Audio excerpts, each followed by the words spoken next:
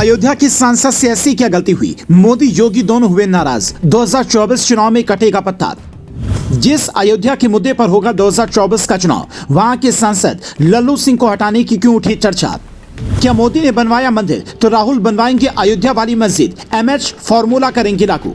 देश का हर बच्चा ये जानता है कि 2024 का चुनाव अयोध्या के मुद्दे पर होने वाला है। बीजेपी भगवान राम के वनवास को खत्म करने के मुद्दे को खूब भुनाने वाली है। मोदी 22 जनवरी को राम मंदिर का उद्घाटन करेंगे, लेकिन चुनावी माहौल उससे पहले ही बनने लगा है। पर यह रिपोर्ट हर किसी को हैरान कर रही है कि अयोध्या के मौजूदा सांसद लल्लू सिंह का पत्ता इस बार कटने वाला है। आमतौर पर सांसद का पत्ता तभी कटता है जब क्षेत्र में उनके प्रति नाराजगी हो, विकास कार्य नहीं हुए हों। पर अयोध्या में ऐसा कुछ भी नहीं है। फिर मौजूदा सांसद का पत्ता काटने की बात क्यों हो रही है, यह समझना बेहद जरूरी है। लेकिन ये बताएं, उससे पहले सुनिए, क्या मोदी ने मंदिर बनवाया तो राहुल गांधी अब मस्जिद बनवाएंगे? ये अयोध्या की धनीपुर गांव की प्रस्तावित मस्जिद है, जिसके लिए अब तक जरूरी चंदा नहीं जुट पाया है। ऐसे में कई लोग ये पूछ रहे हैं कि मुस्लिम वोट बैंक को इकट्ठा करने के लिए कांग्रेस इसके लिए गुप्त दान दे सकती है। विपक्षी पार्टियां इसे अलग तरीके से प्रचारित करती हैं ताकि मुस्लिम वोट बैंक एकजुट होकर उन्हें मिले और 2024 चुनाव में खेला हो जाए।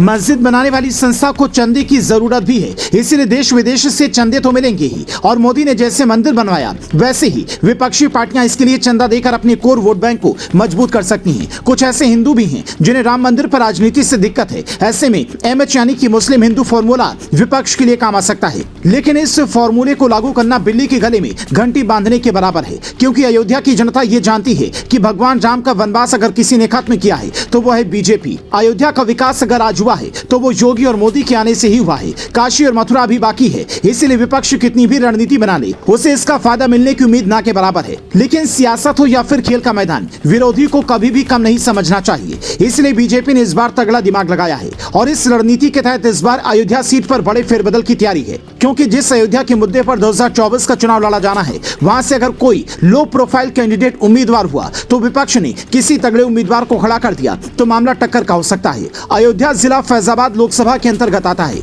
जहां पर 1957 में पहली बार चुनाव हुआ। 7 बार कांग्रेस, 4 बार बीजेपी, 4 बार सपा और एक बार बसपा, भाकपा और लोकदल जीती। 1990 में जब राम मंदिर आंदोलन चरम पर था, पहली बार भाजपा यहां पर जीती। विनय कटियार सांसद बने। उसके बाद 1996, 1998 में कटियार जीते, लेकिन 1998 में फिर हुए चुनाव में सपा ने उन्हें हरा दिया। इसके बाद 2004 में बसपा और 2009 में कांग्रेस जीती। मोदी लहर में ये सीट दोनों बार बीजेपी को मिली। 2014-2019 दोनों चुनाव में लल्लू सिंह ने जीत हासिल की, लेकिन दिक्कत की बात यह है कि 2022 के विधानसभा चुनाव में अयोध्या जिले में आने वाली 5 विधानसभा सीटों में से 3 पर ही बीजेपी जीत पाई और 2 सीटें सपा के खाते में चली गई। मतलब 2024 के चुनाव में सपा का गणित बीजेपी की टेंशन बढ़ा सकता है। इसलिए अभी से एक हाई प्रोफाइल नेता की तलाश हो सकती है। अब ये हाई प्रोफाइल नेता खुद मोदी होंगे या फिर उनका कोई मंत्री होगा, ये कहना मुश्किल है। वैसे जयशंकर भी मंदिर घूम रहे हैं और उनके लिए बीजेपी को एक सेफ सीट चाहिए, तो इस बात की संभावना है कि उन्हें यहां से उम्मीदवार बना दिया जाए। इसका फायदा ये होगा